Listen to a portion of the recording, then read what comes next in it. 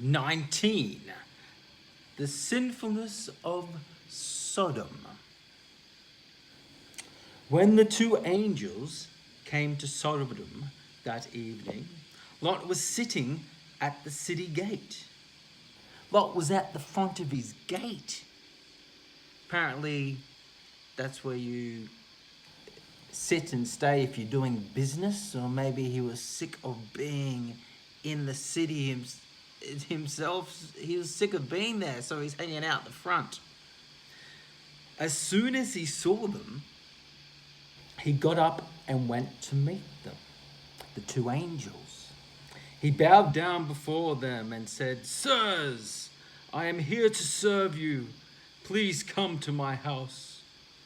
You can wash your feet and stay for the night. In the morning you can get up early and go on your way." You've heard of washing feet. Apparently that's the custom of travelers. They will stay in the street normally, but if someone is hospitable, they say, "All right, I'll look after you for the night. I'll wash your feet, give you some food, and look after you." It's sort of like their custom. So he says, "I'll look after you guys. Don't be staying on the street." But they answered, "No, we will spend the night here in the city square on the street." So they denied him. He kept urging them, and finally they went with him to his house. Lot ordered his servants to bake some bread, apparently leavened bread, which they do later in the Bible. But the reason he does leavened bread this time is because of the speed. Leavened bread, it doesn't have to wait for it to rise. It's sort of like a pita bread. So hence, that's why he made leavened bread, is because he needed to make it really fast so it could be eaten. And he prepared a fine meal for the guests. When it was ready, they ate it. Luckily fast, because they didn't have that much time. They'd be waiting for dinner. Very hungry. Before the guests went to bed, the men of Sodom surrounded the house. All the men of the city, both young and old, were there. All the men. Every man in the whole city came to his house. Every man. They called out to Lot and asked, "Where are the men who came to stay with you tonight? Bring them out to us." The men of Sodom wanted to have sex with them. Every man in the whole city came to have sex with the angels. Now, those angels must have been very good looking, because they're like, "What? We need some angel sex. Look at that thing. I want some." Every man in the city came to have angel sex. And that's interesting, because God said in the previous chapter that he would not destroy Sodom if he found 10 righteous men. Every single one of the men in the city are at Lot's door wanting to have sex with the angels. I don't think there was 10 men that were righteous at all. Lot went outside and closed the door behind him so they couldn't sneak in. He said to them, "Friends, I beg you, don't do such a wicked thing. Look, I have 2 daughters who are still virgins. Let me bring them out to you, and you can do whatever you want with them, but don't do anything to these men. They are guests in my house, and I must protect them." Apparently part of the custom of inviting people in people who are journeying around, wash their feet. Apparently you say you're going to look after them, so you do everything you can to look after them. But surely you do the same for your daughters. And what? Is it one sin's greater than the other sin? Apparently Lot is a righteous man. It says so. I was in Peter, 2 Peter. It says here, I'm finding it. God condemned the cities of Sodom and Gomorrah, destroying them with its 2 Peter 2:6, and made them an example of what will happen to the godless. They're all godless. He rescued Lot. He was a good man. Apparently a good man throws his virgin daughters out in the street. But it says he was a good man who was distressed by the immoral conduct of lawless people. That good man, he lived among them, and day after day he suffered agony as he saw and heard their evil actions. And so the Lord knows how to rescue godly people from their trials and how to keep the wicked under punishment for the day of judgment. So pretty much God did this to save Lot. He was so anguished amongst these people that he was acting like them, hanging out with those people, acting like them. So anguished, it says. He was a good man, seeing all the evil actions. Anyway, let's get back to it.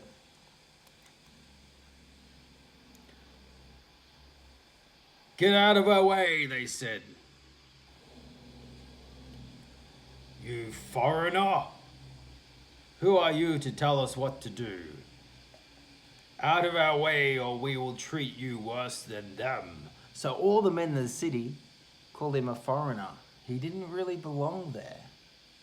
And who was he to judge and tell them what to do?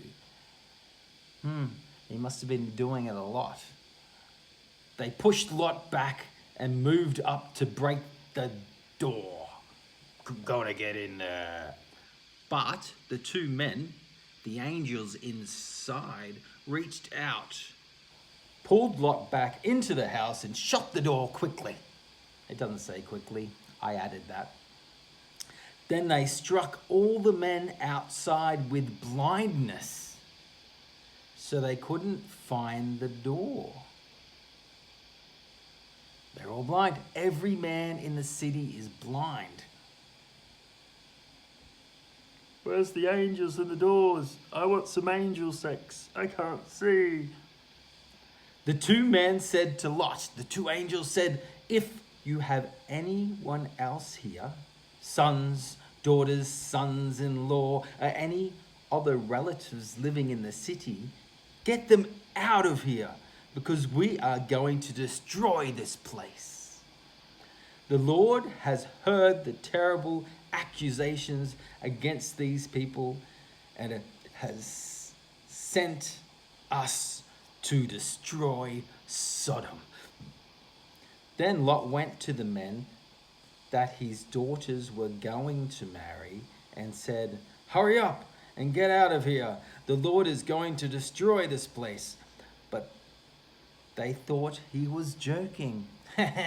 My future father-in-law, you're a joker. What were you gonna throw my future wife out on the street last night to get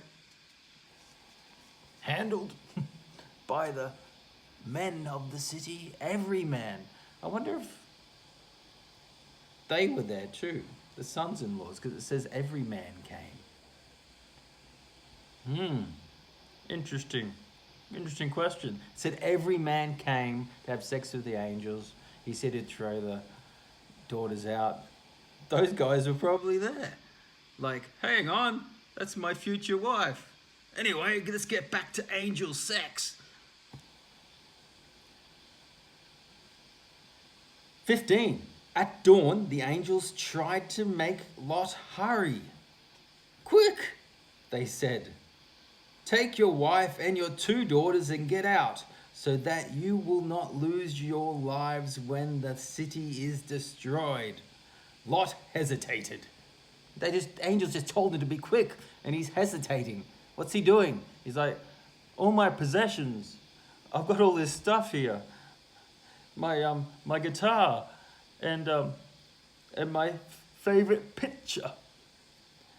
But the Lord, however, had pity on him.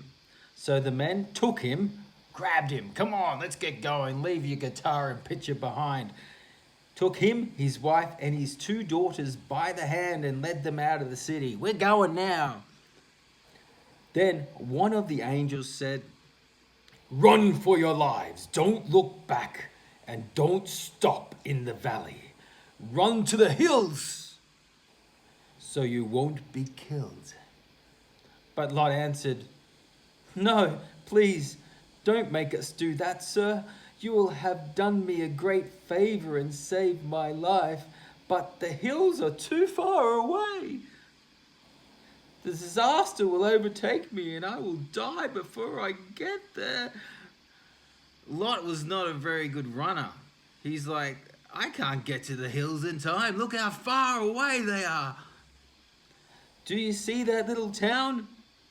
It is near enough. Let me go over there. You can see it. It's just a small little place and I will be safe. Apparently that place was about 20 kilometers away, the place he said he'd run to, 20 Ks. About half a marathon. So maybe we should get training to be able to run more than half a marathon. It would have taken him, maybe 5 hours to walk there? Yeah, he had to get there. I wonder how far the hills were. Maybe a full marathon. If he can't run, that would have taken him like 10 hours to walk. He probably didn't have that time. But he didn't trust God. God can do anything. He answered, all right, I agree. This is God, by the way. God answered, all right, I agree. I won't destroy that town. Hurry, run. I can't do anything until you get there. So he said, all right, don't have to do the full marathon. Just do the half marathon to the little town. And then God says, I can't do anything till you get there. So he was going to wait anyway. He could have gone to the hills because God's like, all right, if you get into the hills, go into this little town. You haven't got your fitness up. All right, go to this little place called Zoar because that's what it says next. Because Lot called it small, the town was named Zoar.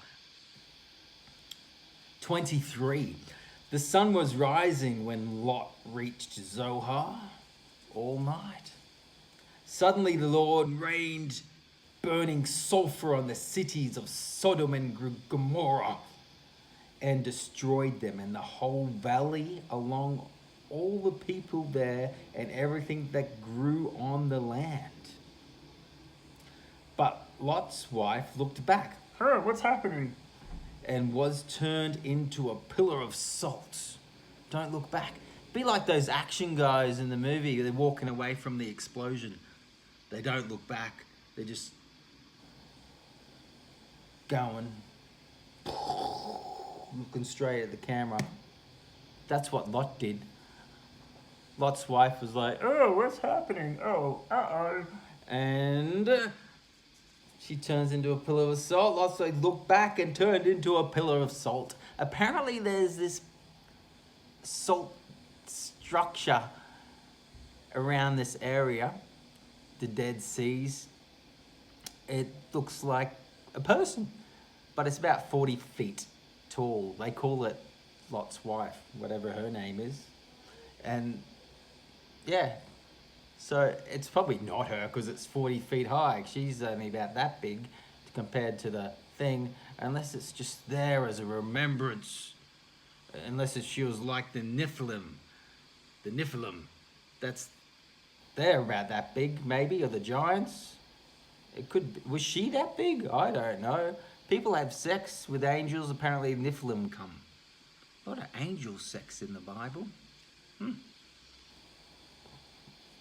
27. Early the next morning, Abraham hurried to the place where he had stood in the presence of the Lord. Abraham's like, oh. Abraham's the one who asked God not to, unless he found 10 righteous people. He only found one. He looked down at Sodom and Gomorrah, and the whole valley saw smoke rising from the land, like smoke from a huge furnace.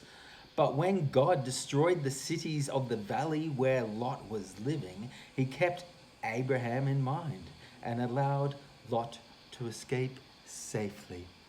Because Lot was picked out of this place where he was not doing very well. He says, go up on the hills. That's where my help comes from. But he didn't go to the hills. He went to this little city.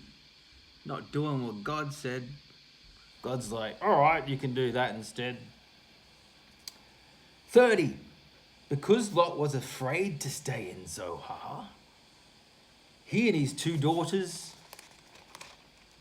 moved up into the hills and lived in a cave. Maybe he was afraid because he wasn't following the first plan of God. God wanted me up on these hills.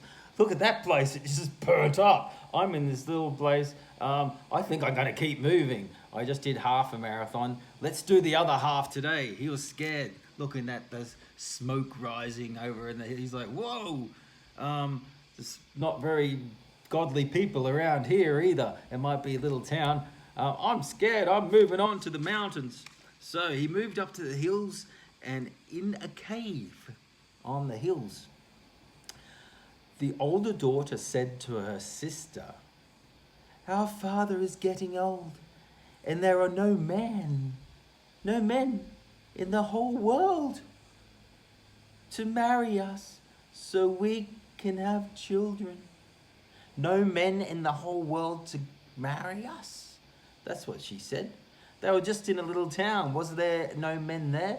Or is she thinking no righteous men? Because she's growing up and Sodom and Gomorrah moved to this little town and they're just as unrighteous and left their betrothed behind to die, so they're now no longer fiancés. And they're like, there's no one to marry. They were going to marry ungodly men before. Why don't they say there's some in Zohar? There's some men in Zohar. We can marry them. I don't know. Tell me. You find out. There's no men in the world to marry us so that we can have children. Come on, let's get our father drunk so that we can sleep with him and have children by him. That night they gave him wine to drink and the older daughter had intercourse with him. Yeah, he's had a big day, Lot. He's just run 2 half marathons and he given him some wine. He would have got drunk pretty fast. He was probably dehydrated. And then next minute he's passed out. His daughter comes along and he was so drunk he didn't even know it. Having the intercourse with his daughter. The next day, the older daughter said to her sister, I slept with him last night. Now let's get him drunk again tonight and you sleep with him. Then each of us will have a child by our father. So that night they got him drunk again. He would have had a hungover. He feel like drinking again? They're like, hair of the dog, get that wine back into you. And the younger daughter had intercourse with him as well. Again, he was so drunk, he didn't know it. He was so drunk he didn't know he had sex with his daughter. Each first night, got drunk, so drunk again, he had sex with his younger daughter. So drunk, he didn't even know it. He would have known it when they started looking a bit pregnant. Hey, what happened? In this way, both of Lot's daughters became pregnant by their own father. The older daughter had a son, whom she named Moab, and he was the ancestor of the present-day Moabites. The younger daughter also had a son, whom she named Benami. He was the ancestor of the present-day Ammonites. And it's interesting, both the Moabites and the Ammonites end up being huge fighters against God's chosen people, both the Moabs and them. So because having sex with the dad ends up creating a line of people who are not so righteous and who are against what the Bible's saying are the chosen people. So that's what caused. Just because it's in the Bible doesn't mean you should be doing it. It's not a prescription, it's a description. It's a description of what happened, or a description of the past and how they got here. Who wrote the Bible? Apparently Moses did. Did Moses write the Bible? Or did someone pen Moses' name? Later on, once they got out of the desert and the promised land, is it in the promised land that these scriptures start popping up? And it's more of a description of how they got to where they are, a heritage of the people. So it's not a prescription. It's not saying let's do this stuff. Let's not go off and have sex with angels. Quite a lot of sex with angels in here, as well as sex in the daughters. So it's not prescribing that what they do in here is what you should do. He was hanging out with unrighteous men, and you can see apparently God was like, he's trying, put yourself around the people like that, and you too will start, even though in his heart he was righteous and wanted, he was in his head fighting, and he needed to be repositioned to in a place away from that to be able to maybe do more what God wanted him to do. If he was already positioned around men who were sharpening him, iron sharpens iron, he maybe would have been able to run that marathon. When God said, go to the hills, he's like, I'm trained up, my thinking's fine, hanging out with guys who are sharpening me. Let's go. A whole marathon today, straight to the hills, where my help comes from. Anyway, that was Genesis 19. Do you want to read something else with me? Let me know. Like, subscribe, give me the thumbs up, give me the fingers up. Give me one finger up, two fingers up. Peace sign I'm talking about. All right, see you later.